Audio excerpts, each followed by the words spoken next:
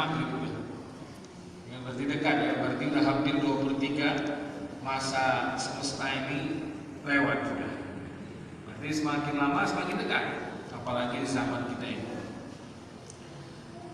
Yang perlu kita tahu adalah kiamah itu bukan sesuatu yang enak. Kiamah itu sendiri nanti saat sangkakala ditiup, dunia ini dihancurkan oleh Allah SWT. Semesta ini dihancurkan oleh Allah SWT. Di surah yang juz 30 itu banyak cerita. Amma yatasaalun 'anil naba'il 'azimil ladzi hum fihi mukhtalifun. Terus susulnya wan nazi'ati gharqa wan nasyitati nashqa. Sudah kita syamsu kuwirat. Ceritanya tentang apa? Hari kiamat. Dahsyat. Nanti matahari ini akan berantem sama bulan, bintang-bintang berantem di atas, bumi ini juga udah nggak betah,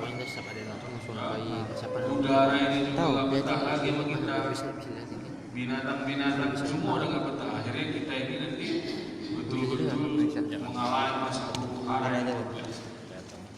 Ya, bapak-bapak pernah nonton nggak film 2012 itu? Nonton kan? Kembali. Itu baru khayalannya manusia itu. Di film 2012 itu mereka masih berencana ada yang selamat dengan dibikinnya kapal besar dengan bahan bla bla bla. Kalau udah datang nanti masanya mau apapun ya habis nanti kan. Nah, heboh hari kiamat lebih heboh daripada mahsyar. Ya. Pada mahsyar nanti tempat semua umat manusia dikumpulkan oleh Allah SWT. Ada pemberitahuan. Tiupan sangkakala pertama, semua makhluk yang ada di semesta ini dihancurkan oleh Allah SWT. Ada jarak. Nabi bilang 40 tahun, 40 hari itu 40 tahun atau 40 hari. Gini sih Antara tiupan sangkakala pertama ke sangkakala kedua. Ditiupkan sangkakala kedua, apa yang terjadi? Semuanya akan dibangkitkan Allah. Kalau ini apa namanya? Candid. Yang pertama kali dibangkit siapa? Belum di sini. Nabi Muhammad. Yang kedua siapa?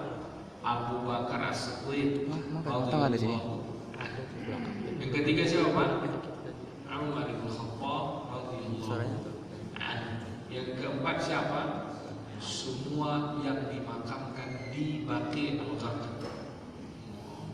Maka saya berdoa, saya sering berdoa semoga aku meninggal pas di Madinah. Kalau kita bangkit pas di samping Nabi kan enak. Kan? Pas kita dibangkitkan langsung ketemu Nabi sallallahu alaihi wasallam. Maka saya ini bercita-cita meninggal di Madinah. Namanya cita-cita yang sudah dikabul oleh Allah SWT. Pas kita berangkat umroh sampai Madinah meninggal Allah. Meninggal Jumat pagi. Maunya kita kan Jumat pagi sholat subuh di Mekah Madinah sana, nggak kayak orang Indonesia nunggu dulu saudara datang, nggak ada kayak gitu. Meninggal kita subuh, tukang jenazah datang, dimandikan ke kita, di kafannya kita, pas sembahyang Jumat sembahyang kita maaf jangan pakai. Udah mengacau udah. Dimakamkan di mana? Di Baqi. Boleh sebelum undang. Iya. Apa-apa. Mudah-mudahan namanya juga cerita. Pas di samping Utsman bin Affan dari dimakamkan. Masya Allah. Rezeki nomplok itu tiba-tiba diumumkan blok yang kosong yang boleh dibongkar, pas blok di samping Utsman bin Affan. Masya Allah. Radhiyallahu anhu. Dimakamkan lagi dari situ. Tiupan sangkakala kedua. Ikut kita yang ketiga dibagikan.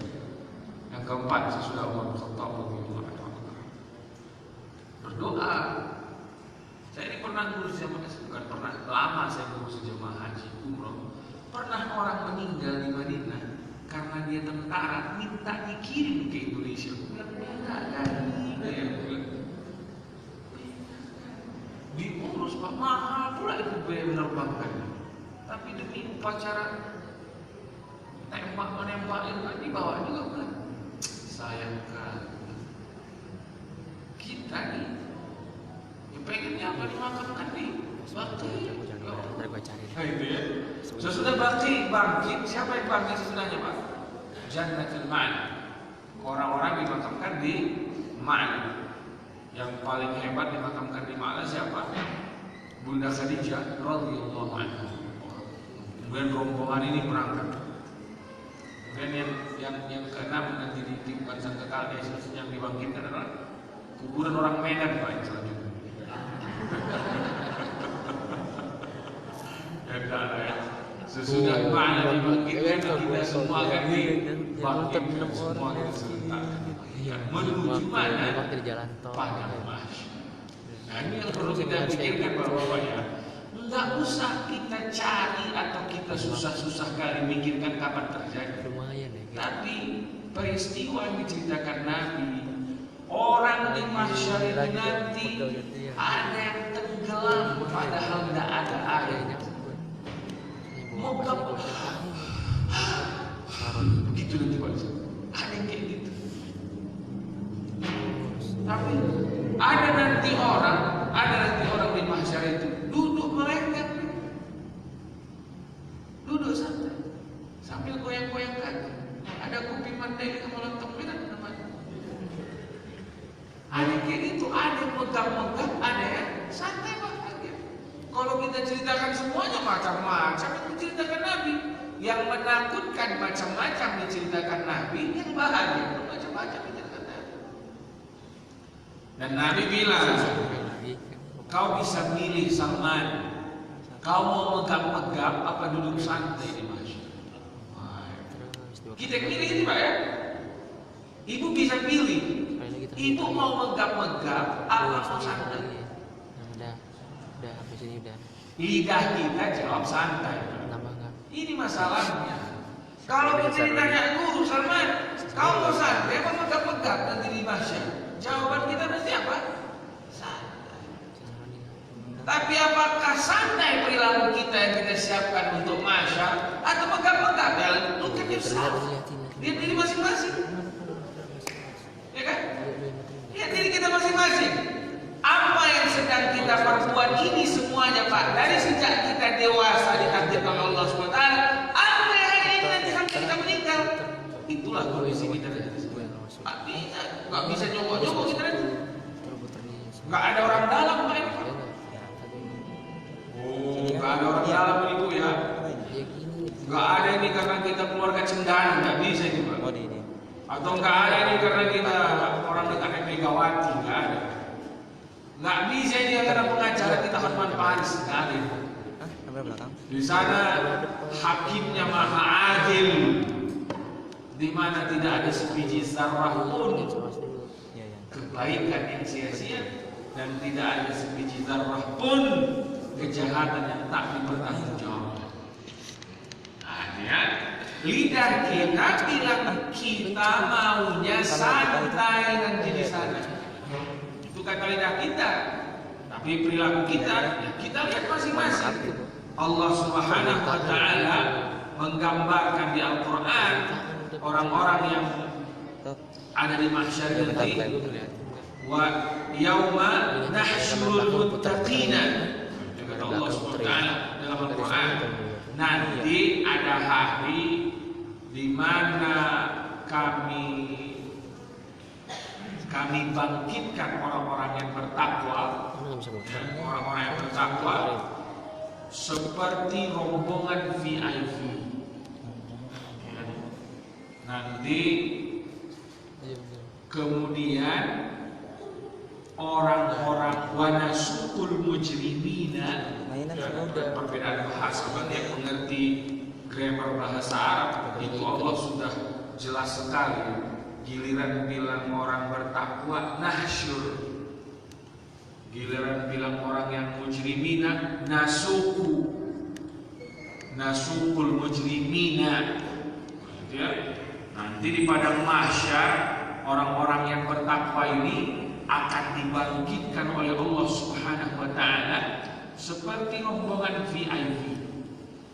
Kayak mana itu? Kalau kata Nabi Muhammad SAW, kita yang bertakwa itu di padang mahsyar ada bodyguardnya. Kita dijemput pakai limousine, kemudian ada wiwi apa namanya foradernya di depan, dibawa gitu menuju malaikat Ridwan.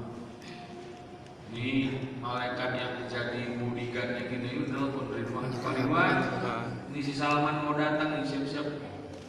Gitu ya. Dan rombongannya itu rombongan VIP, rombongan istimewa. Berbeda dengan orang yang mujrimin. Mujrimin itu siapa? Orang-orang pendosa. Mereka diapakan kok? Dihalau kemana? Ke neraka. Dihalau mereka ke neraka. Tidak ada pandang kasih sayang lagi, tidak ada lagi malaikat yang ditugaskan oleh Allah Subhanahu wa taala. Presidennya waktu itu adalah malaikat Malik. Punya anggota namanya malaikat Zabaniyah. Malaikat Zabaniyah ini tidak ada sedikit pun rasa kasihannya. Senyum aja dia malas. Yang dia tahu bengis terus.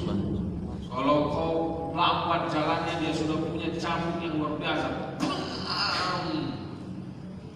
Di situ nanti semua orang akan menyesal. Di situ nanti orang bilang, ya Allah, kembalikan saya ke dunia. Saya akan berbuat baik.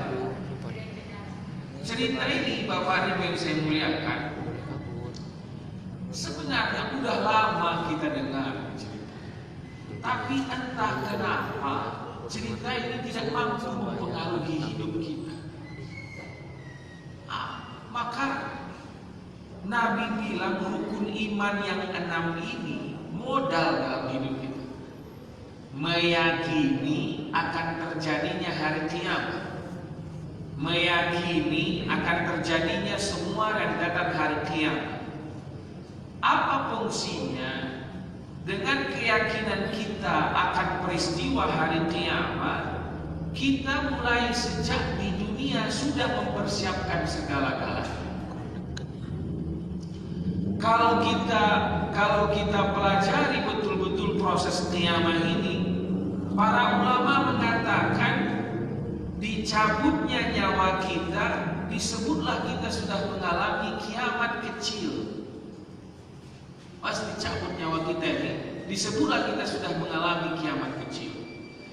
Proses seperti cerita Nabi tentang padang mahsyar juga sudah kita alami sesudah kita dicabut oleh Allah nyawa kita. Bahkan saat proses dicabutnya nyawa kita, sudah ketahuan kita ini akan dijemput dengan rombongan VIP atau dihalau ke neraka. Maka Nabi menganjurkan kepada kita agar kita sering-sering meminta kepada Allah Subhanahu wa taala diberikan husnul khatimah. Kenapa? Karena saat proses disambutnya nyawa kita adalah penentu kita di mana nanti sesudah hari kiamat kecil terjadi. Terjadilah kiamat kecil, dibawalah kita proses alam selanjutnya, masuk kita ke yang lain. Kalau nanti di mahsyar Pak, kita rame-rame. Para pembohong, para penipu, pengkhianat, perampok, koruptor yang mengambil harta anak yatim, yang mengambil harta orang lain, yang suka mengganggu bini orang, semua ngumpul di situ. Ngumpul di situ semuanya. Tukang fitnah, apalagi di tukang fitnah, kumpul semuanya. Kalau di dalam barzakh kita sendirian, para sahabat Bapak yang kami muliakan, bila Nabi Muhammad Sallallahu Alaihi Wasallam cerita tentang kubur, cerita tentang alam barzakh, berjatuhan mereka Pak pingsan, ketakutan mereka, takut betul para sahabat mendengarkan ketika Nabi Muhammad Sallallahu Alaihi Wasallam menceritakan betapa dahsyatnya muqaddimah pada mahsyar di alam barzakh. Sudah ketahuan kan di sini Pak. Bila kita orang yang calon bahagia, mungkar dan nakirnya pun datang berwajah tampan, wani, dan dia pun melakukan prosedur pertanyaan itu dengan sangat sopan dan santun. Pak Salman, mohon maaf, prosedur tetap kami lakukan. Tenang aja Bapak, tenang aja Bapak. Bila wakaf Bapak banyak, wakaf Bapak itu berdiri Pak Salman, jangan takut, saya akan datang. Siapa yang bangun mesin? Wah, tidak datang. Pas datang mungkar nakir, wakaf kita itu bilang, mungkar nakir ente pelan-pelan ya, ini kliennya. Nah, gitu. Siap. Tapi orang-orang yang pelit, orang-orang yang makan harta orang lain, aduh ya Allah. Saya ini kadang-kadang ngelihat orang yang tukang korupsi itu ya, bolehlah kau bebas di dunia ini, makan kau lah harta itu. Kalau saya lihat orang yang korupsi itu, makanlah. Berapa tahun sih kau bebas? 120 tahun. Udah jarang orang yang umur 120 tahun. Berapa? 80 tahun. Udah jarang juga orang yang umur 80 tahun. 63 tahun. Mati kan? Udah mati apa terjadi? Sudah bertanggung jawaban sebanyak-banyak. Kalau mau orang memikirkan itu, takut kita ngambil harta orang lain. Waktu saya masih SMA, ada harta atuk saya dibagi. Harta atuk saya ini sebenarnya dapat bagian emak saya. Tapi karena emak saya ini janda dan kami masih kecil, saya waktu itu masih kelas 1 SMA, belum ngerti apa-apa. Akhirnya emak saya itu dikasihlah bagian harta, udah tak bisa ditanami sawah, tak ada harganya. Sesudah saya dewasa gini, makan kalianlah tulang harta itu. Kalau perlu sertifikatkan pun nanti selamatkan aja tanah itu. Kenapa? Nanti bertanggung jawab. Ini kadang-kadang bapak-bapak ibu-ibu ya di Jakarta yang saya jumpai sama-sama rajin sembahyang, datang sholat subuh dia berjamaah, tidak takut mengambil hak orang lain. Berarti tidak beriman ini kepada hari kiamat. Tidak beriman. Rukun iman berapa? 6 jawab Nabi. Tapi prakteknya enggak. Karena orang yang beriman kepada terjadinya kiamat, orang yang beriman akan terjadinya kematian, orang yang beriman akan terjadinya siksa kubur, orang yang beriman akan terjadinya mahsyar, orang yang beriman akan melewati titian siratal mustaqim, takut dia Bapak Ibu mengambil harta orang lain. Di zaman sekarang ini, kalau bukan harta orang lain gak diambil. Pengkhianatan, penipuan dan lain-lain sebagainya dilakukan hanya untuk kaya sebentar. 73 tahun. Bukan berarti kita tak boleh kaya.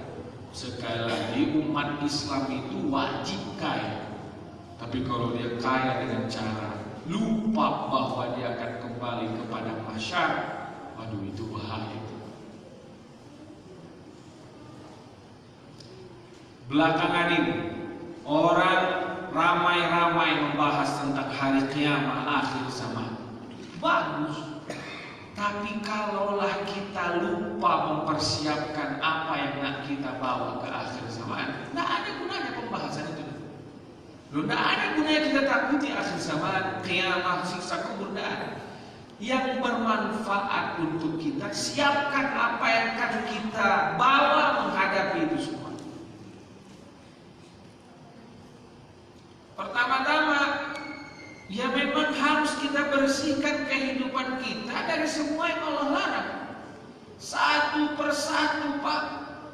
nanti pulang kau ke rumah diskusi sama istrimu, diskusi sama keluargamu.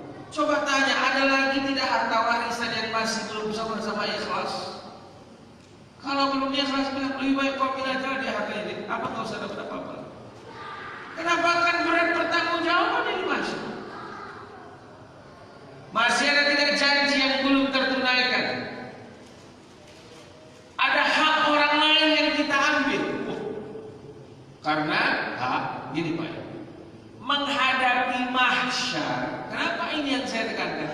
Menghadapi mahsyar. Nanti Allah bilang begini, kalau hubunganku dengan Salman bisa gampang selesai, ya kan? Hubungan saya dan Allah, hubungan kita dengan Allah cukup diampuni oleh Allah Subhanahu wa taala, selesai kan? Tapi hubungan kita dengan manusia bisa selesai? Nggak bisa. Harus kita minta maaf, harus kita kembalikan. Maka sebelum mahsyar kecil itu dikirimkan Allah kepada kita, bersihkan segala-galanya. Ngapain kau naik Pajero tapi haram? Mending naik Volfire tapi halal. Akan pula diturunkan kelas. Ngapain kita berpenampilan mewah dengan yang haram? Gak ada juga gunanya. Itu ya. Jadi aku ada kita semua cerita pada masa. Aku kan nak menceritakan kapan terjadi, enggak. Saya ingin mengajak kita semua siapkan bekal menuju ke sana. Dan yang paling menghalangi kita nanti bahagia di sana adalah hablum minan nas, persoalan kita dengan sesama manusia.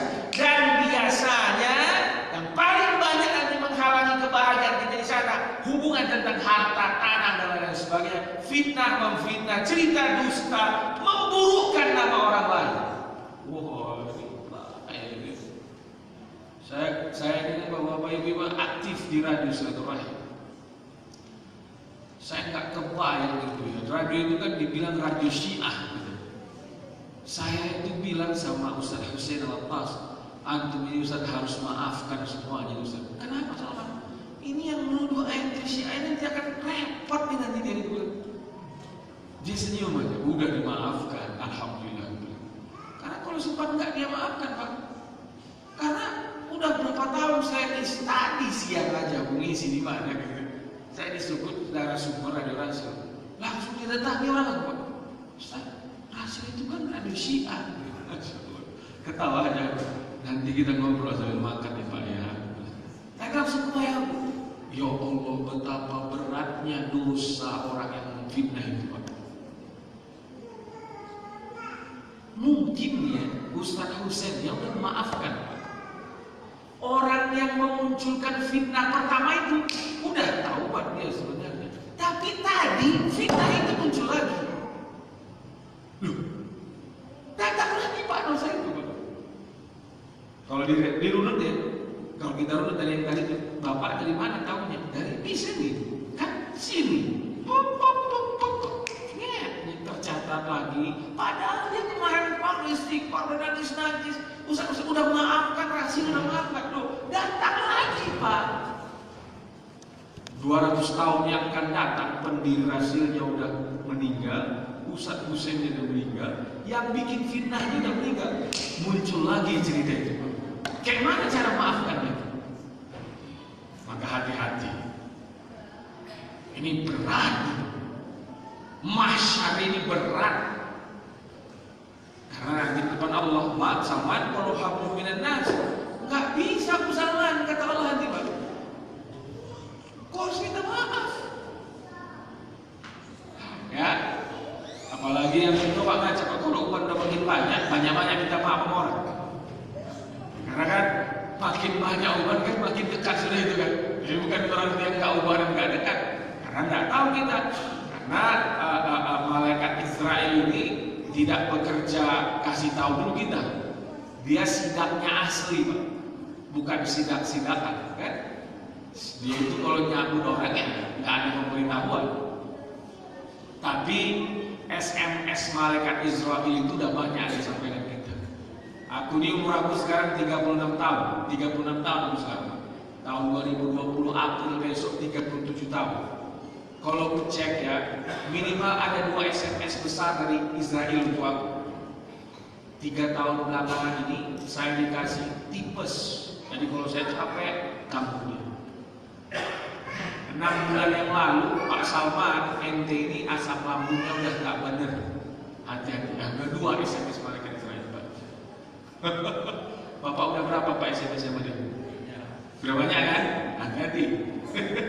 Kalau uban aku juga udah banyak. Nah ini juga SMS aja.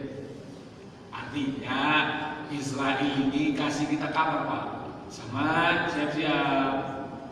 Tuh udah datang tuh. Tidak begini sama. Kalau masih ada sangkut paut dengan manusia segera minta maaf. Jangan sampai, karena yang paling sulit nanti ini Pak. Yang paling sulit sudah. Kalau Bapak melakukan dosa-dosa yang hablum minallah, istighfar kita malam, apa kita menangis, kita terus-terus yang kita lakukan, dimaafkan oleh Allah SWT. Tapi kalau hablum minannas tak bisa Pak. Ya, kita harus minta maaf. Nah, sesudah Bapak Ibu kita bersihkan yang haram, terutama hablum minan nas kita bersihkan, maka siapkanlah amal baik sebanyak-banyaknya.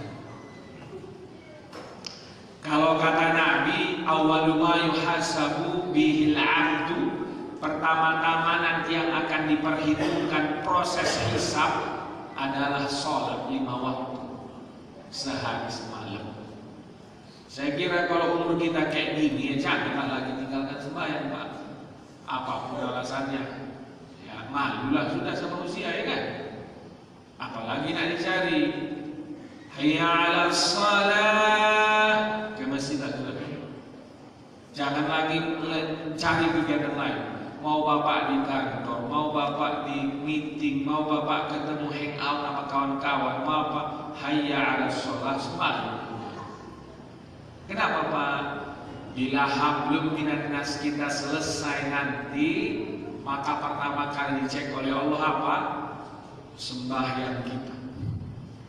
Hebatnya sembahyang ini Bu, jika beres pemeriksaan sholat kita, Allah anggap semuanya apa Pak?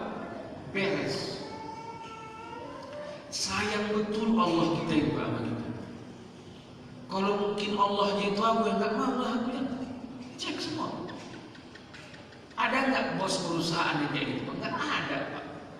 Ada nggak bos, ketua, direktur, presiden? Nggak ada. Hanya Allah. Kalau Salman, aku cek sembahyang kau bagus, udahlah, maka bagus semua. Maka hati-hati Bapak Ibu ya. Apalagi enaknya pula agama kita ini Islam ini Pak. Enak betul agama kita ini. Baik betul Tuhan kita ini. Dia bikin amalan yang bikin kita bahagia di mahsyar, yang kalau dicek itu beres-beres semuanya. Amalan yang tak perlu modal mahal. Coba Pak kalau dibikin Tuhan kayak gini. Kalau haji kau beres-bereslah semua. Repot kita Pak. Ya kan? Udah repot nyari duitnya, sekarang repot nunggu antrinya. Betul gak Bu? Ini Allah bikin nggak perlu modal. Coba kalau puasa, kalau zakat Allah bikin repot gitu. Ini bikin Allah sembahyang beres 5 waktu sehari semalam beres. Ketika kita cek Nabi melalui sholat, lo nggak perlu biaya Pak. Ada nggak Pak jumpa masjid masuk bayar? Belum ada gitu ya. Aduh, udah nggak ada. Ini enak betul kan? Nggak ada. Nggak pernah pula Allah bilang kayak gini. Kau sembahyang Salman, kokonya harus yang agak 500.000, nggak ada Pak. Sarungnya yang harus 700.000, nggak ada. Yang penting tutup auratmu baik, sah semuanya. Enak betul Allah kita gitu. Jadi dia gak persulit kita supaya bahagia mahsyar kita gak persulit. Waktu dulu dia wajibkan ke Nabi 50 Muhammad ya saya semalam.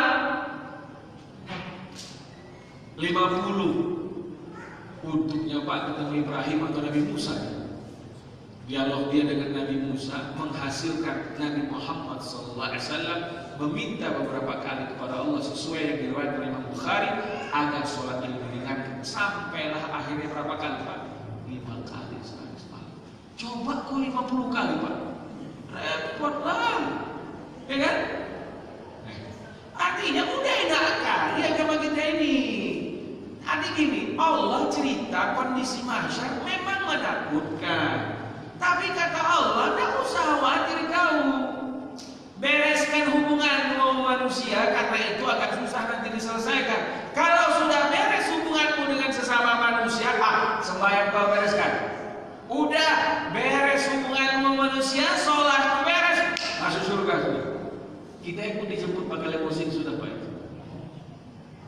Hanya saja memang Allah beri beberapa kelas. Kalau yang tadi itu kita naik pesawat ekonomi kelas Bapak. Tapi yang penting udah naik pesawat surga. Nah gitu kan? Aku Salman mau naik bisnis kelas. Bapak pengen nggak Pak naik bisnis kelas? Pengen lah, bayar lebih mahal. Ya kan? Sesudah tahu kita bisnis kelas, ternyata ada lagi first class. Bayar lebih mahal. Udah kenal kita first class, kenal pula kita private jet, bayar lagi lebih mahal. Nah, itu ya kan? Tapi kalau hablum minan nasnya beres, sholatnya beres, take off lah kita di pesawat yang bernama surga, tapi kelasnya masih ekonomi kelas. Gitu ya? Macam mana ini bisnis kelas? Oh, enggak, sungguh limpah. Bisnis kelas pertama, Bapak bisa raih dengan apa? Pak, tahu jawabannya? Jangan pernah tinggalkan puasa Ramadan. Ingat, karena Ramadan ini lagi Pak Ramadan, tinggal berapa hari lagi Pak? Ya ini Jumadil Akhir kan? Jumadil Akhir sudah kan ini kan? Rajab, Syaban, Ramadan. Kata Allah, orang yang tak pernah meninggalkan Ramadan nanti masuk dia dari pintu VIP, namanya apa? Ar-Rayyan. Hablum minasnya beres, sholatnya beres, ternyata Ramadannya juga beres. Kelas VIP Bapak, bisnis kelas. Ya kan? Bisnis kelas Bapak itu. Aku pengen first class. Gampang sekali. Apa lakukan Pak? Berkorban hartalah untuk membantu orang lain. Ya, harta jangan disimpan, tapi jangan miskin. Tak boleh jangan miskin. Jadilah orang kaya, tapi duit jangan disimpan buat sendiri. Jangan asik bangun rumah aja, jangan asik beli handphone aja, jangan asik ganti mobil aja, jangan asik beli jam tangan aja. Jangan. Apa yang kita bikin? Bantu orang lain. Nah itu ya, bantu orang lain. Contoh Utsman bin Affan, contoh Umar bin Khattab, contoh Abu Bakar Siddiq radhiyallahu anhum ajmain, contoh sahabat-sahabat yang pemurah. Kenapa loh mereka dikasih oleh Allah Subhanahu wa taala first class? Bahkan sejak di dunia pun mereka saking rajinnya mereka berinfak. Sejak di dunia Nabi bersabda, Abu Bakar kau masuk surga, Umar kau masuk surga, Utsman kau masuk surga, Abdurrahman bin Auf kau masuk surga, Zubair bin Awam kau masuk surga. Kalau kita cek Pak, itu semua orang-orang yang pemurah itu. Coba aja cek 10 yang diberi kabar masuk surga, itu orang-orang yang pemurah. Walau Bapak bilang Ali tidak kaya, tapi pemurahnya luar biasa. Cerita walau sanadnya dhaif, ketika Ali udah 3 hari tidak makan bersama Fatimah, Hasan dan Husain, Fatimah punya ya, belilah Ali 4 bungkus lontong Medan buat Ali, buat Fatimah, buat Hasan, buat Husain. Di pengkolan terakhir sebelum sampai ke rumah ada kakek-kakek. Kakek-kakek ini bilang apa? Pak Ali, aku udah 5 hari gak makan. Anakku 6 Pak Ali. Ya, anakku 6 Pak Ali. Udah 5 hari aku gak makan. Ali jadi berapa hari gak makan Pak? 3 hari. Anaknya berapa? 2. Ini ato-ato, ini engkong-engkong. Berapa hari katanya gak makan? mahari. Anaknya berapa? 6. Ama bininya jadi berapa? 8 orang. Kalau ku kasih 2 atau 3, ku kasih pun 4-4-nya. Ini orang masih setengah bungkus seorang. Itu ahli itu. Akhirnya apa katanya? Ya udahlah itu buat kau aja 4 bungkus. Ada bapak yang berani kayak gitu. Siapa di sini yang berani kayak gitu?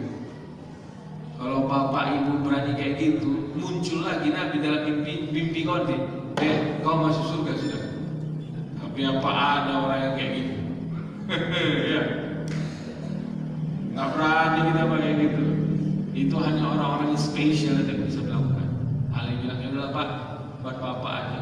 Pulang Ali di rumahnya. Fatimah udah senang akan makan lontong Medan sebungkus. Pas sampai di rumah, Pak, kok nggak ada lontongnya? Tadi di jalan ada orang minta bla bla bla bla. Dipeluknya Pak suaminya itu. Senang dia Pak. Maka Fatimah pun dibilang Rasulullah juga apa? Kau akan masuk surga. Kenapa? Karena pas Nabi meninggal Fatimah menangis terus, ya kan? Sebelum Nabi meninggal ini sekarang Nabi nangis saya kerja Fatimah. Akhirnya Fatimah sini dibisikkan oleh Nabi. Kau nanti yang akan nyusul aku duluan. Sesudah itu Fatimah senyum aja. Kenapa Fatimah bisa menyusul Nabi duluan bersamanya di surga? Ya itu tadi. Karena selain hablum minan nasnya beres, sholatnya beres, puasanya beres, kepeduliannya terhadap sesama tinggi sekali. Umat Islam kita ini sebenarnya sekarang alhamdulillah kepedulian terhadap sesamanya sudah lumayan bagus. Mudah-mudahan kita baguskan lagi sehingga di masa kita hidup semua orang diperhatikan. Kemudian Bapak Ibu sudah naik Bapak di first class, kita pengen punya private jet. Ini orang-orang kayak gini bisa ya. Bisa bagaimana caranya? Kata Nabi, ana wa kafirul yatim fil jannah kahatain atau kama qala sallallahu alaihi wasallam. Orang-orang yang spesial perhatiannya, bertanggung jawab terhadap kehidupan anak yatim dan duafa, nanti di surga bersama Nabi Muhammad SAW. Ini ya. Jadi dia ini ternyata udah spesial ini kehidupannya, hartanya, tenaganya, pikirannya, ilmunya diberikan kepada siapa? Anak yatim duafa yang memang membutuhkan dan diberikan secara cuma-cuma. Nah mereka inilah yang nanti kondisi di masyarnya yang paling istimewa bersama Nabi Muhammad Sallallahu Alaihi Wasallam di surga. Pagi-pagi kita ngopi, teman ngopinya siapa? Nabi Muhammad. Selfie kita upload ke Instagram, teman ngopi kita Nabi Muhammad, Abu Bakar, Umar, Utsman, Ali radhiyallahu anhu. Nah, inilah mahsyar ya. Jadi Bapak dan Ibu yang saya muliakan, persiapkanlah ya. Jangan ini hanya jadi cerita. Nanti ini kita duduk di ada 60 orang misalnya nih ya. Nanti sesudah di sana menyesal tak berguna. Kalau menyesal di padang mahsyar Pak, bukan nasi jadi bubur. Kalau nasi jadi bubur tinggal diiris ayam jadi bubur ayam enak ya. Pagi-pagi kita makan sih. Ya kalau sudah menyesal di padang mahsyar, ya tidak bisa pulang Pak. Tidak bisa pulang. Jangan ada anggapan kau di sini. Ya udahlah disiksa bentar ke gak apa-apa. Pak, seharinya di sana 1000 tahun di sini. Mau kok Pak? Seharinya di sana 1000 tahun di sini. Janganlah mau kita. Jangan pernah bercita-cita mengalami hebohnya padang mahsyar. Jangan pernah bercita-cita mengalami masuk neraka walau sebentar karena tidak enak. kita sejak kita dicabut oleh Israel husnul khatimah. Amin. Ya kan? Dicabut oleh Israel nyawa kita, sempat kita diberi Allah rezeki mengucapkan apa? La ilaha illallah. Nggak bisa dibuat-buat itu Quran itu. Nggak bisa kau hafal, nggak bisa kau nyontek, nggak bisa. Ditulis pun kalimat la ilaha illallah itu nanti di depan mata kita di tinta hitam bold gede-gede hurufnya, nggak bisa Pak.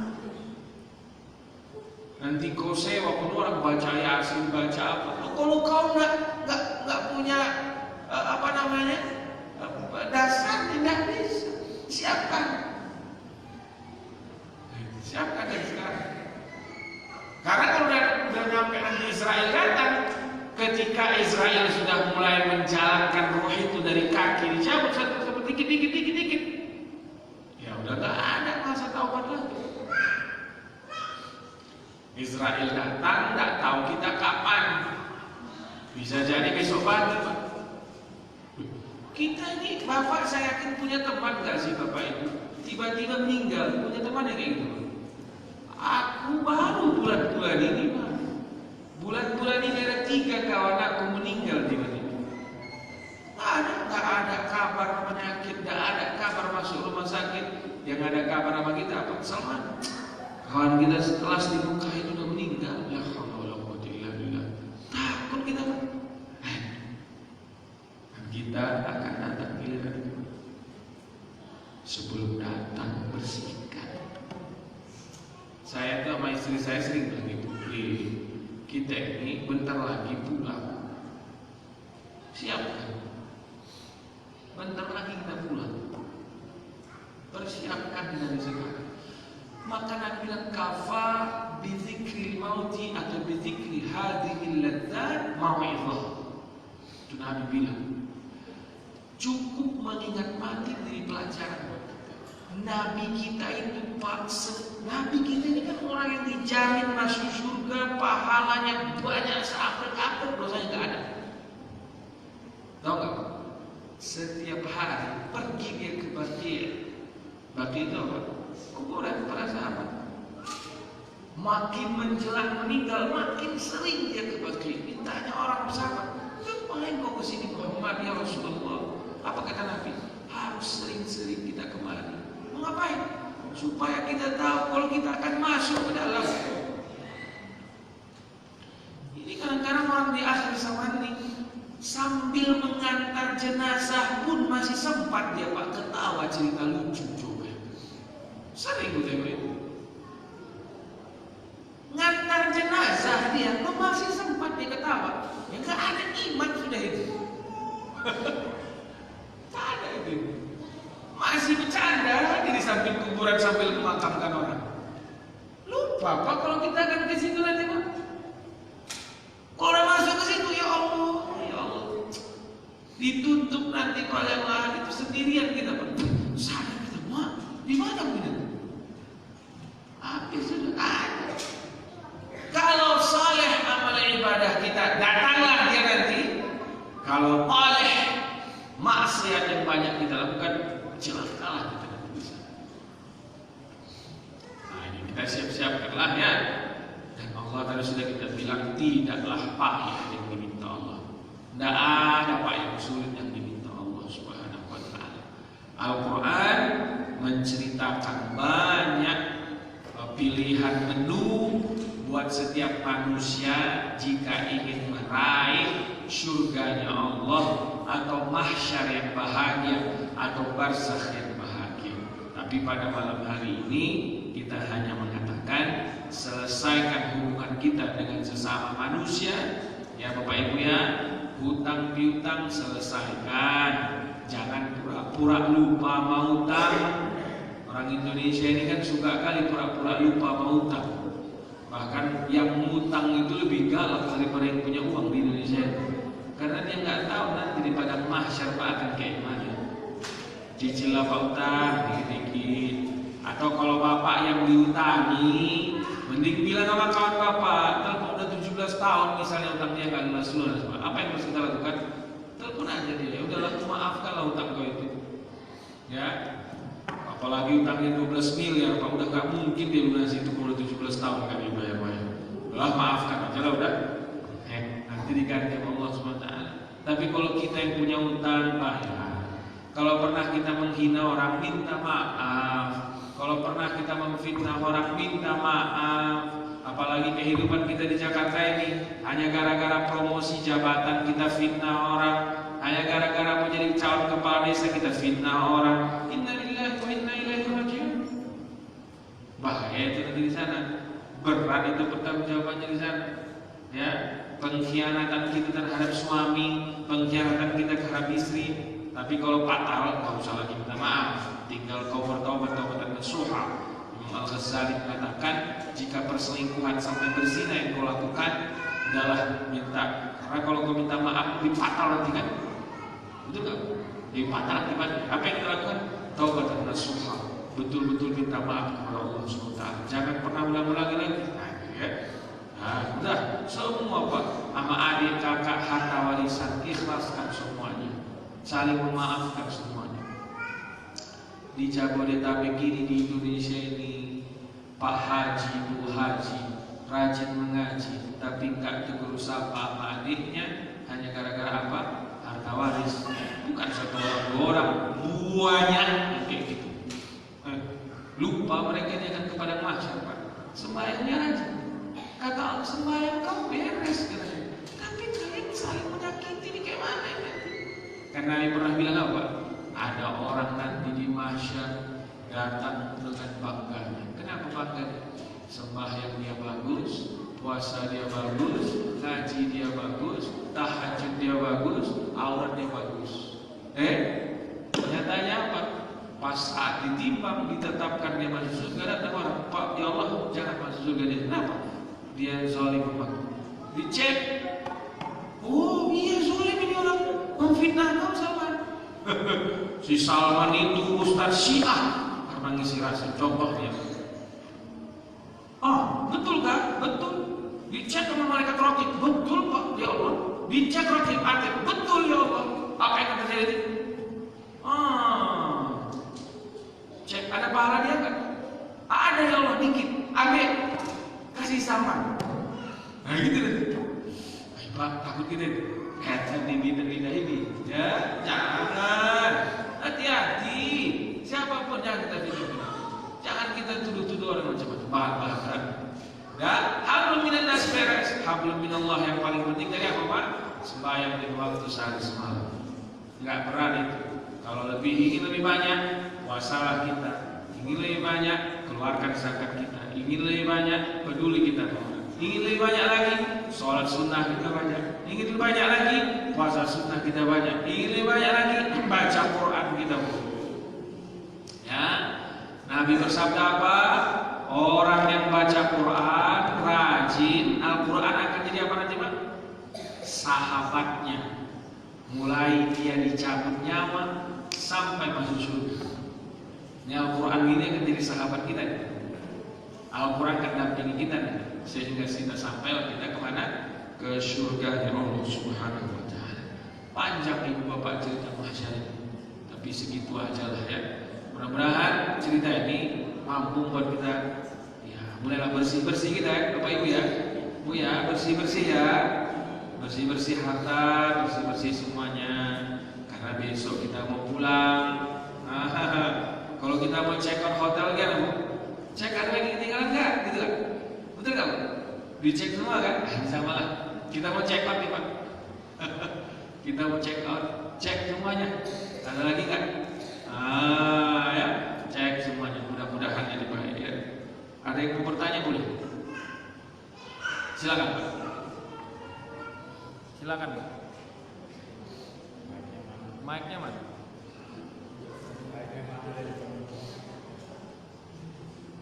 Mic. Ini aja.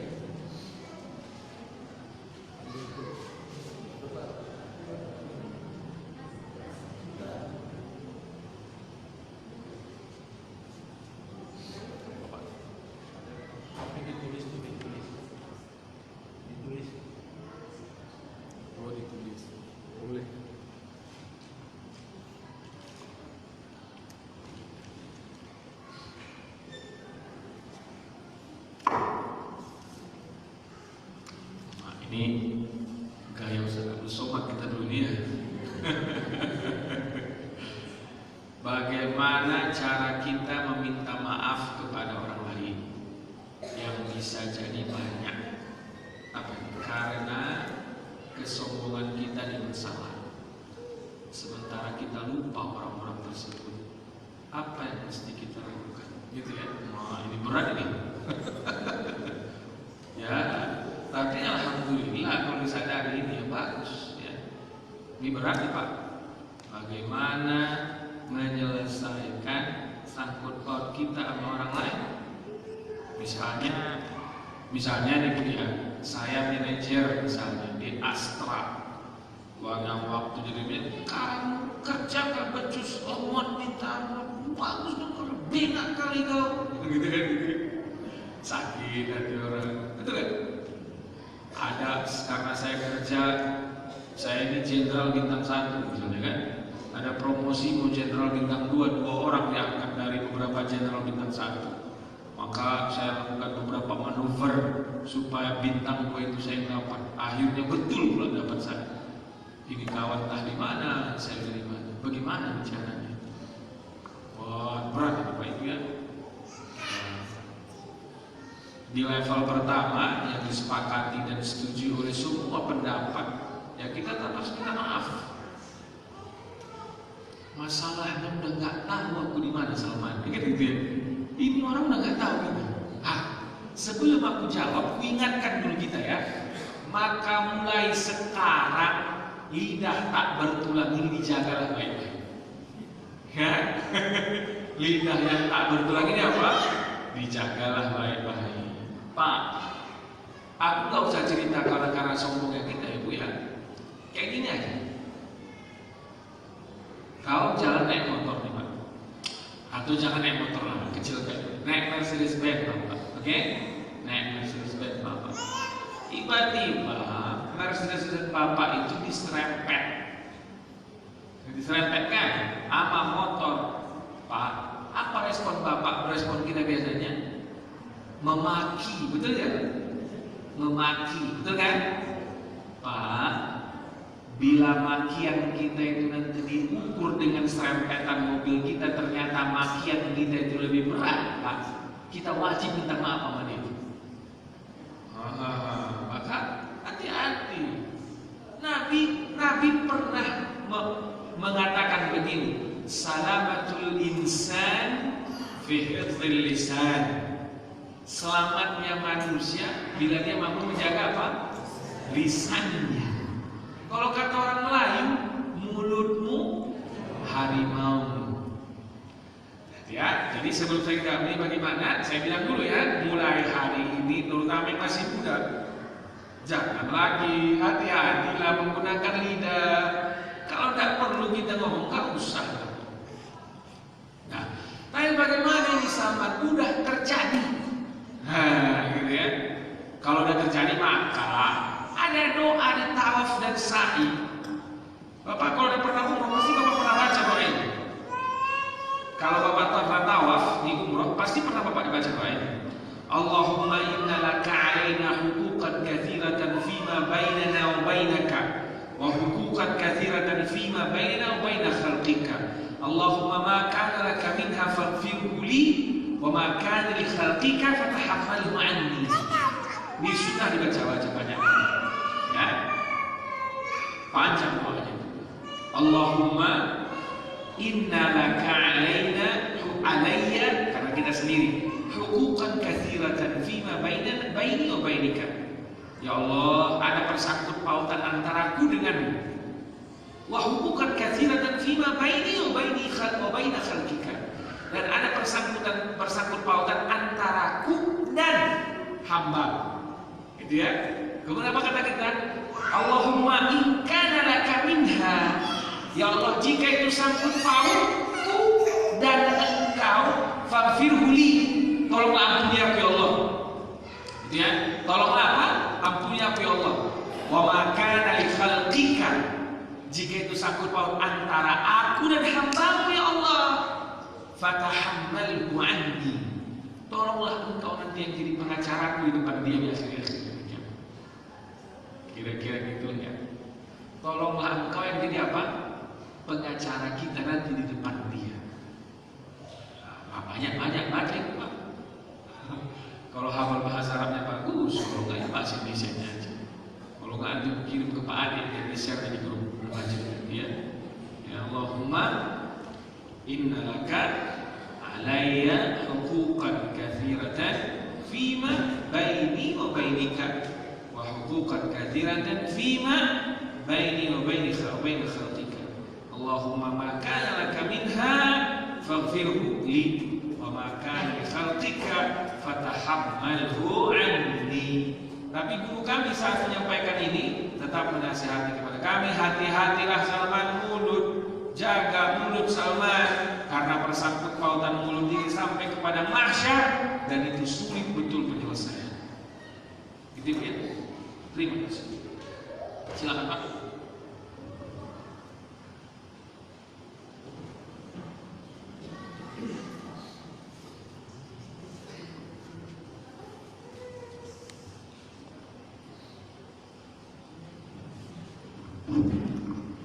Terima kasih Ustaz. Ini mohon pencerahan Ustaz. Kalau kita perhatikan priorisasi kehidupan kita ini, kan itu mulai dari alam ruh, alam lahir, alam dunia. Kita sekarang berada di alam dunia. Yang kita kan belum pernah ke akhirat. Belum pernah ke akhirat. Sama gitu. Hanya kita lihat dari Al-Quran. Iya. Itulah petunjuk kita yang mutlak. Betul. Di situ ada priorisasi, ada tahapan-tahapan. Tadi Pak Ustaz menyampaikan ada alam barzah, alam kubur. Berapa lama dan apa yang kita sedang apa persiapan kita. Kemudian ada juga hari kiamat. Kemudian ada padang mahsyar. Lalu ada pilihan satu mustaqim. Ada surga dan neraka. Dan setelah itu semua selesai, apa ada lagi manusia baru diciptakan Allah? Masih Ustaz. Mohon pencerahan. Baik, terima kasih banyak Pak ya. Kita ini sedang berada di alam dunia ya. Perjalanan kita belum nyampe separohnya Pak ya. Kita sudah melewati roh, rahim, sekarang kita di dunia. Dan yang paling singkat kita masuk dunia ini singkat betul. Nanti kita akan masuk ke kubur. Kubur itu lama Pak. Abu Bakar di dalam kubur udah berapa tahun Pak? 1400 tahun lebih. Ya kan? Abu Bakar sudah 1400 tahun itu. Bayangkan, Abu Bakar itu hidup hanya 60 sekian tahun.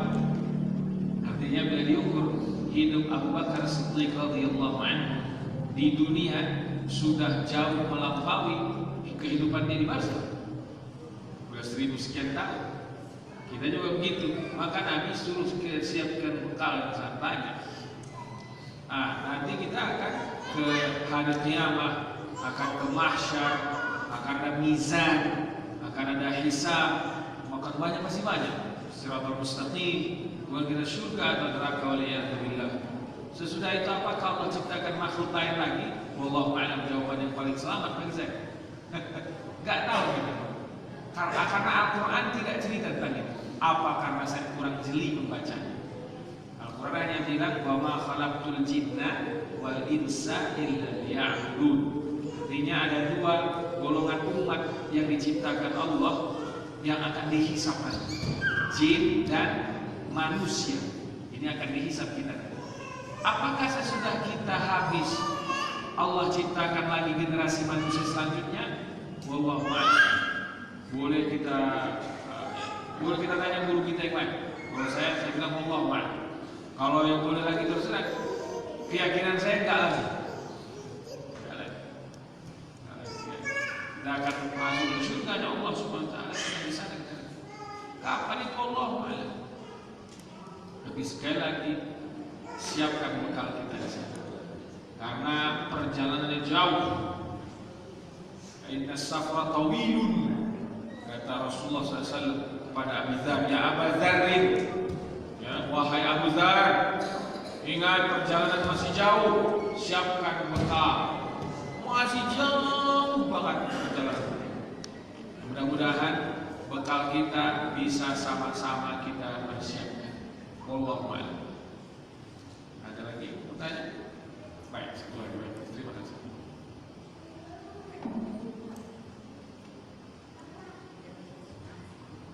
Bismillahirrahmanirrahim. Kami membaca tentang padang mahsyar.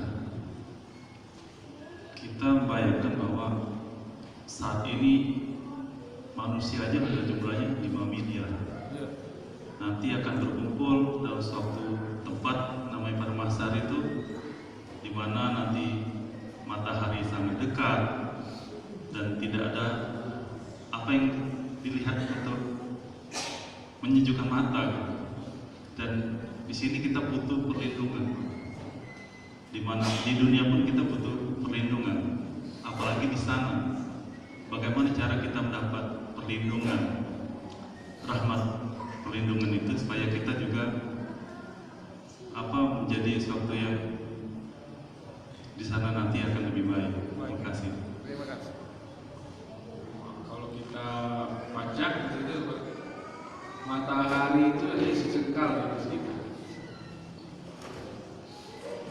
Aku agak bercanda sedikit nih ya, Raisa itu nanti telanjang di depan mata kita, nggak tertarik gitu sama sekali. Bayangkan, artinya saking hebohnya suasana, heboh itu, menakutkan. Tapi pun Nabi juga bilang menakutkan bagi orang yang tidak bawa amal. Bagi orang yang membawa amal yang baik, kok santai.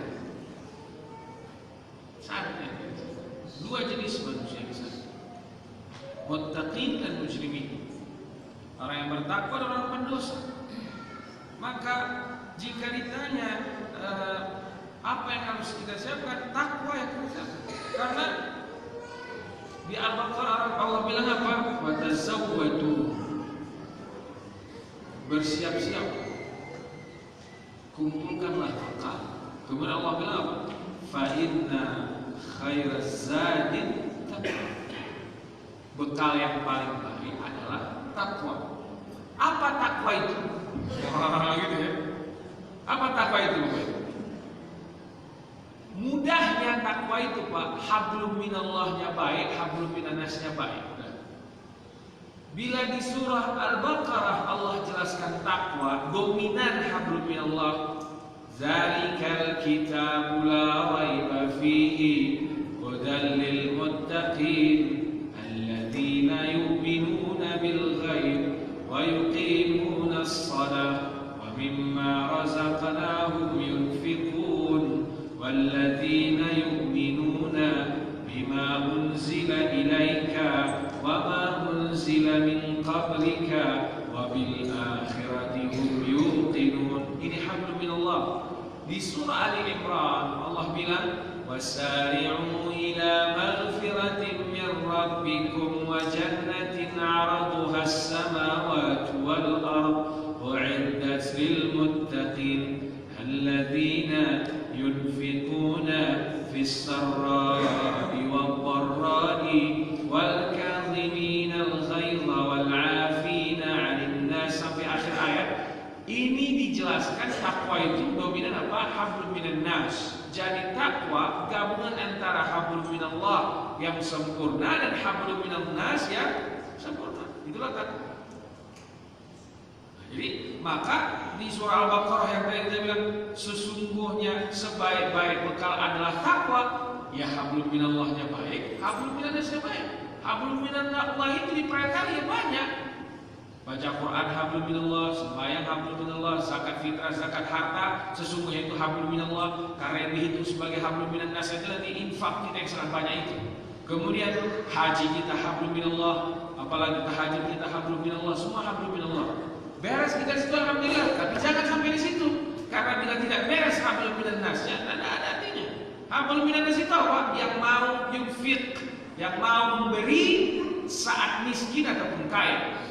Kemudian apa? Al-kazimin al-ghaidha, mampu menahan marah. Ini berat. Karena marah yang banyak menggelincirkan orang. Maka Nabi pernah bersabda, ya Rasulullah, aku pengen masuk surga. La taghdab, la jannah. Jangan kau marah, kau akan masuk surga. surga kata Nabi. Wal 'afina 'anil nas. Apa artinya wal 'afina 'anil nas? Maafkan orang lain. Alhamdulillah, maafkan nas. Ini kadang-kadang dendamnya kita seabrak-abrak gak bisa kita selesaikan. Udah 78 tahun umur masih mendendam, payah itu. Udah pergi haji, udah umrah, udah puasa, mendendam juga. Gak bisa. Nah, lupakan dendam itu. Baru takwa. Nah, maka Allah bilang khair zadi takwa, sebaik-baik bekalnya adalah takwa. Ya kalau orang sudah bertakwa, clear semuanya. Maka bertakwalah kepada Allah SWT. Nah, gitu ya. Banyaklah bawa takwa kita kepada Allah SWT. Hablum minallah dan hablum minannas. Sekali lagi saya katakan, maafkan orang tua, dendam kita lepaskan.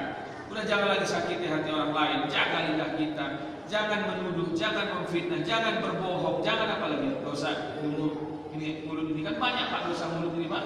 Nah, jangan kita lakukan dulu semuanya supaya nanti apa? Beres hubungan kita di padang mahsyar. Baik bagi kita. Enggak lagi kita rasakan matahari kita sejengkal itu. Kita ada di bawah rombongan Nabi Muhammad SAW. Tapi gini Pak, ada lagi banyak jalur sebenarnya. Ada lagi jalur yang juga sering dijadikan oleh habaib atau kiai modal untuk memperbaiki padang mahsyar. Apa itu? Banyak sholawat kepada Nabi SAW. Ya. Nah, nanti di sana tidak ada yang boleh memberi syafaat. Ya. Tidak ada yang boleh memberi syafaat kecuali siapa? Nabi Muhammad SAW. Ini diceritakan di Sahih Al-Bukhari. Nanti Nabi SAW, perjuangan Nabi itu besar Pak, nama kita nanti di sana. Dia sujud dan tidak akan mengangkat kepala sebelum kau jamin ya Allah mereka masuk surga. Tapi para ulama mengatakan kalau yang malas sholawat yang nggak dapat itu. Gak usah kita berbeda pendapat pula nanti sholawat yang mana? Sholawat yang mana aja kalau menurut aku kayak gitu. Ya, kalau Bapak menganggap sholawat yang khusus ya silahkan. Kalau aku sholawat yang mana aja, boleh aku pahami ya sejauh yang aku pelajari. Apalagi Pak yang mampu membantu kita di sana yang spesial, apalagi Pak? Orang yang peduli terhadap Al-Quran. Aku nggak bilang hafal Quran, karena terlalu kecil bila ahlul Quran itu diterjemahkan dengan hafal Quran. Kadang-kadang kan ustaz-ustaz terlalu menerjemahkannya hafal Quran. Ahlul Quran itu bukan hafal Quran. Kecil jadinya kalau kita terjemahkan hafal Quran. Justru yang paling besar pahalanya yang bangun madrasahnya. Ini yang mendengarnya dapat syafaatnya. Tahu nggak siapa lagi lebih besar di pahalanya? Yang ngegaji gurunya. nanti cari siapa yang ngaji guru tahfiz di Al-Muhajir itu? Fulan bin Fulan. Itu masuk VIP. Gitu. Iya dong. Iyalah. Bukan yang hafalnya aja. Kalau yang hafalnya mah enak, tinggal duduk manis kenapa? Hafalnya 30 juz. Yang nyiapkan gedungnya keras keringat dia Pak. Dia harus kerja, dia harus apa? Yang gaji gurunya, yang beli berasnya gratis kan di sini Pak. Sama kayak Nur Hamad tadi Pak Adi ada sana. Yang nyiapkan itu semua justru itu yang ahli Quran. Nah, jadi kita nanti sama-sama. Yang hafal juga masuk, yang menyiapkan juga masuk. Jangan dikecilkan terjemahan itu, tapi nanti saya akan dibantah oleh banyak ustaz itu. Gak apa-apa lah. Saya ingin buka keran surga lebih besar kan. Ya. Kalau yang hafal doang kecil terjemahan itu jadi ahlul Quran. Jadi yang bangun gedungnya masuk. Kalau aku bilang kalau di pesantren kita Pak Ade, saya bilang bapak yang ngarit rumput untuk kambing ini pun akan dimasuk dan dihitung jadi ahlul Quran. Kenapa Ustaz? Loh, bapak kan ngarit rumput buat kambing, yang kambing ini nanti kalau dijual untuk operasional pesantren yang ada hafal Quran. Oh, kok gitu? Saya kan tukang ngarit rumput, ente termasuk nanti di rombongan ahlul Quran. maka semangat dia mengadu itu. Jangan dikecilkan. Satpam yang jaga di depan kita itu, bapak bertiga, 3 orang saja. Bapak bertiga nanti ikut dalam hadis yang disebut ahlul Quran. Loh, saya nggak bisa baca Quran, Ustaz. Kalau itu belajar dulu, kau nggak bisa gitu kan? Belajar dulu, gitu kan? Belajar dulu, baca dia. Kenapa saya masuk, Ustaz? Karena bapak mengamankan anak-anak itu menghafal Quran. Ya, itu jalur VIP gitu, Pak. Ya, orang yang rajin sholawat sama Nabi, orang yang ahlul Quran. Ini nanti jalur-jalur, ada beberapa jalur VIP lah ya, yang akan disiapkan. Siapa yang menyiapkan, Pak? Allah, ya. Allah Subhanahu Wa Taala menyiapkan jalur-jalur VIP. Silakan diamalkan. Saya kira di sini ada rumah tahfiznya sudah. Bapak punya rumah lagi nggak di PPRD yang kosong? Bikin di rumah tahfiz aja, ngapain? Aku kadang-kadang kesian aku dengan orang yang punya banyak rumah, meninggal dia banyak rumah. Nanti anaknya bertengkar gara-gara itu. Apaan? Saya, Pak, usia saya masih 36, istri saya itu usianya sekarang 29. Dan didikan saya ke dia, kita tidak akan meninggalkan harta banyak-banyak. Repot kita nanti terus apa yang kita lakukan? Berikan semua yang dia perlukan. Anak-anak kita nanti gimana? Anak-anak kita akan diberikan oleh Allah rezeki seperti Allah memberikan kita rezeki, titik. Takut kali. Nanti jangan termasuk kita yang menyesal. Karena menyesal. Tapi jangan jadi miskin. Saya ini orang kaya. Tidak mau saya jadi orang miskin. Saya harus jadi orang kaya. Tapi jangan melakukan sendiri. Nah, kita bikin madrasah, kita bikin madrasah tahfiz yang sudah ada di sini. Ya kan? Orang-orang yang hafal Quran ini kita datangi. Karena gini, Pak, biasanya orang-orang yang hafal Quran ini kurang pandai mencari duit. Kan gitu kan? Orang-orang yang hafal Quran ini biasanya tahunya kerja dari imam masjid atau pengajar Al-Quran lagi. Bapak, karena Bapak ingin disambut ahlul Quran, semua guru tahfiz di sini gajinya berapa? Sebut saja gajinya dulu di sini 15 juta. Ya, sebut saja berapa? 15 juta gaji gurunya di sini. Bapak datang lagi, aku tambah lagi 15 juta lagi sebulan. Nah, Bapak ahlul Quran. Ahlul Quran. Kenapa? Karena Bapak atau Ibu membuat seorang yang hafal Quran lebih tenang dia menghafal. Apa kan? Udah 30 juta sebulan di kantor, Pak. Aman sudah kan? Perut sudah aman, kendaraan aman, rumah aman, pampers anak-anak aman. Sudah. Saya bikin Bapak Fulan bin Fulan dicatat raqib ini ahlul Quran. Gitu Pak. Silakan diamalkan. Tapi beberapa kali saya presentasikan ini dibantah oleh beberapa guru kita. Tidak apa-apa. Saya kira ini yang bisa saya sampaikan. Sudah setengah 10 ya. Mudah-mudahan bermanfaat. Ya, mudah-mudahan mulai kita telisik kondisi kita masing-masing supaya nanti kita di mahsyar jadi orang yang beruntung bersama Nabi Muhammad SAW. Dan mudah-mudahan kita diberi oleh Allah SWT husnul khatimah. Ala hadhihi niyyah wa li kulli niyatin salihah ila hadratin nabiyil mustafa sallallahu alaihi wasallam. Al-Fatihah. A'udzu billahi minasy syaithanir rajim. Bismillahirrahmanirrahim. Alhamdulillahi rabbil alamin. Ar-Rahmanir Rahim. Maliki yaumiddin. Iyyaka na'budu wa iyyaka nasta'in. Ihdinas siratal mustaqim. Siratal ladzina an'amta 'alaihim ghairil maghdubi 'alaihim waladdallin. Amin. Kita baca doa kafaratul majlis. Subhanakallahumma wa bihamdika asyhadu an la ilaha illa anta astaghfiruka wa atubu ilaik. Mohon maaf atas segala yang salah. Afu minkum. Assalamualaikum warahmatullahi wabarakatuh.